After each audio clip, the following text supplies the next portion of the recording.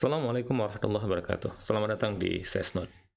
Pada video pendek ini saya mencoba untuk membuat catatan tentang gempa yang terjadi pada tanggal 2 November 2021 pukul 00:04 magnitudo 6,0 terjadi di dekat dengan Nias. Nah, ini wilayah selatan dari Sinabang sekitar 255 km arah selatan Sinabang. Ini Sinabang. Kemudian ini Nias di sini dan ini posisi gempa.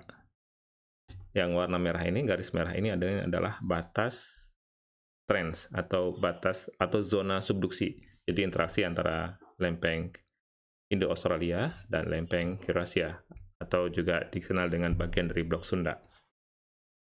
Kalau kita lihat gempa ini 6,0 kemudian disusul dengan gempa 4,6 dan 4,7 pada pukul 1:37 dan pukul 4:47 di dekat dengan Nias. Ini Pulau Nias dan ini posisi gempanya. Kalau kita perhatikan di sini bahwa gempa ini bukan berada di bidang kontak atau di bidang tumbukan antara dua lempeng tektonik, tetapi di luar bidang tumbukan. Nah, sebenarnya ini beberapa waktu yang lalu, kita lihat di sini beberapa waktu yang lalu pernah terjadi gempa juga di zona yang berdekatan, yaitu tanggal 14 Mei 2021. Dan kalau kita lihat di sini magnitudo waktu itu adalah 6,6 km, 6,6 magnitudonya, dan kedalaman sumber gempanya adalah 10 km. Kalau saya coba masuk ke webnya INATWS, ini kita perhatikan gempa yang terjadi tadi malam, 5,9 kalau dari INATWS. Kalau dari USGS menyebutkan 6,0, terpaut 1 digit, 0,1 digit ya, bukan 1 digit, 0,1 digit. Dan kita perhatikan di sini ini gempa utamanya 5,9. Kalau saya coba masuk lebih jauh tentang informasi dari gempa ini terpicu oleh sesar normal. Jadi sesar turun.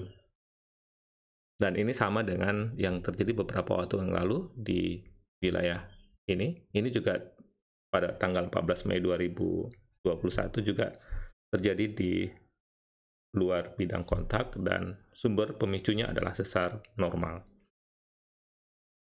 Kita perhatikan di sini, nah ini dia. Ini yang tadi saya sebutkan sesar turun atau sesar normal yang memicu gempa yang terjadi pada tanggal 14 Mei 2021. Tentunya gempa ini memberikan dampak getaran yang signifikan pada waktu itu. Dan kalau kita perhatikan gempa yang terjadi pada hari ini, magnitudo 5,9 momen magnitudonya. Nah, ini di sini kita lihat bahwa momen magnitudonya 5,9, saya juga perbesar. Kemudian kedalamannya adalah 18 km, relatif dangkal.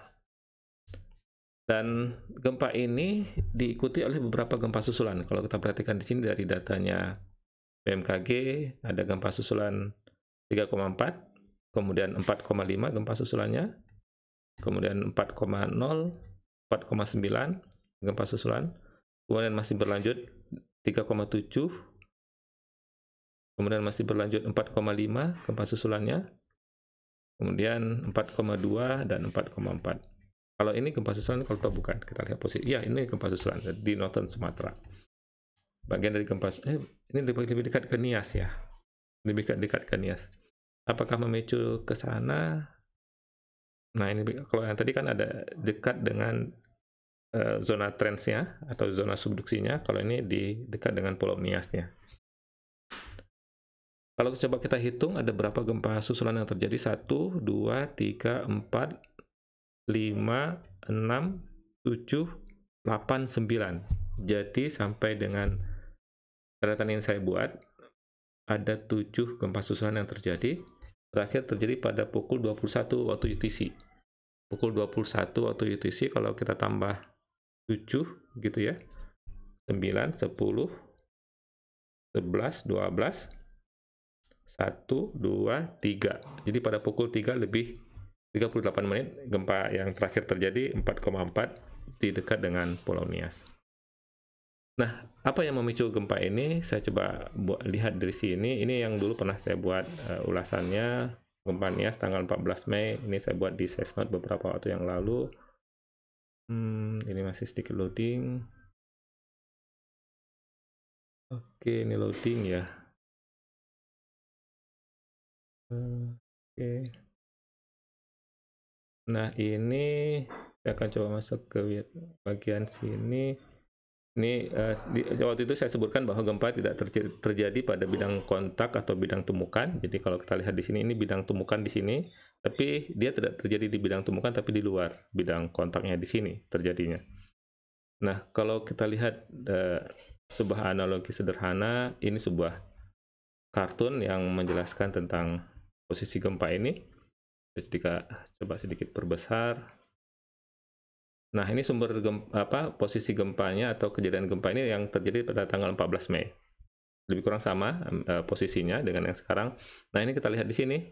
Ini adalah posisi gempa lebih kurang di situ, dan kalau kita lihat profil dari tektonik di sini terpicu oleh adanya aktivitas normal atau kita dikenal dengan authorized normal faults gitu ya. Jadi sebuah keberadaan sesar normal atau sesar turun di luar bidang kontak antara tumbukan dua lempeng, dan ini kita kenal dengan lempeng samudra.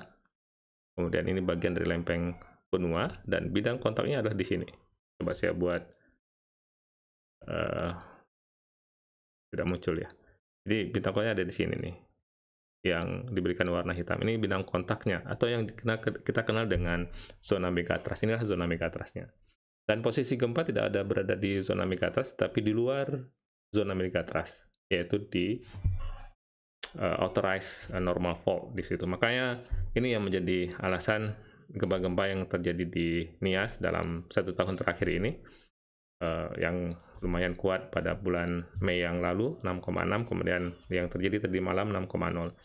Dan tentunya gempa 6,0 ini tentu memberikan dampak getaran ya, dampak getaran yang dirasakan oleh masyarakat di wilayah Pulau Nias. Nah, kalau saya lihat dari Telegram BMKG, kalau saya coba masuk ke Telegram BMKG, apa yang diberikan di sana beritanya ini. Nah, kita lihat heat map-nya. Pertama BMKG mengeluarkan 6,2. Nah, di sini kita lihat bahwa awalnya BMKG menyebutkan 6,2 gempa yang terjadi di Nias. Kemudian ini masih 6,2 dan memberikan informasi skala MMI di Nias Barat 3-4 ini dirasakan getarannya. Kemudian di Nias Selatan juga 3-4, di Mentawai dirasakan 3-4, kemudian di Gunung Sitoli 2-3, di Nias Utara 3-4. Dan skala MMI 3-4 ini dirasakan getarannya. Ini masih informasi dari BMKG. Nah, kemudian BMKG mengkoreksi, jadi menjadi momen magnitude 5,9. Sebelumnya 6,2 magnitudenya, kemudian setelah proses pengolahan data yang dilihat kembali oleh tim seismologi yang ada di BMKG, kemudian memberikan data mutakhir atau data update, magnitudo gempa 5,9 dan kedalamannya 18 km. Nah, di sini disebutkan bahwa normal fault atau sesar turun dengan yang berada di authorized ya, di luar bidang kontak yang tadi kita lihat gambarnya. Jadi dia bukan di bidang kontak tetapi di luar bidang kontak antara pertemuan dua lempeng tektonik. Dan dalam bahasa tektonik itu dikenal dengan authorized normal fault seperti yang tadi kita lihat gambarnya. Nah, ini kita lihat skala MMI-nya. Skala MMI 3-4 dirasakan oleh sebagian besar masyarakat ya, getarannya, dan tidak berpotensi tsunami. Dan sampai dengan berita ini dikeluarkan oleh BMKG ada satu aktivitas gempa susulan atau aftershock. Tetapi kalau kita lihat dari hasil terakhir yang ada di website BMKG, itu sampai ada 7 gempa susulan yang terjadi di wilayah Nias ini. Dan yang terpenting dari informasi ini, tidak perlu panik ya pada masyarakat yang banyak sekali kalau saya perhatikan di sini yang mengulas suatu gempa tetapi memberikan sebuah informasi yang terlalu berlebihan menurut saya. Jadi ada gempa kemudian memberikan sebuah timeline yang bombastis yang akan memberikan kepanikan di masyarakat. Kalau saya perhatikan di sini gempa ini dengan melihat dari skala MMI dirasakan getarannya, tetapi sepertinya tidak memberikan dampak kerusakan yang berarti gitu ya. Ya, dirasakan getarannya. Kecuali kalau seandainya MMI 6, 7 gitu, itu memberikan dampak kerusakan. Kalau MMI 3 sampai 4 relatif mungkin hanya lampu yang ada di ruangan bergoyang gitu ya. Kemudian kalau lampu gantung maksud saya, dan semoga tidak memberikan dampak kerusakan yang signifikan karena skala MMI-nya 3 sampai 4 seperti yang diberitakan oleh BMKG. Dan gempa ini tidak berpotensi tsunami, dan BMKG di sini memberikan statement bahwa gempa ini tidak memiliki potensi tsunami.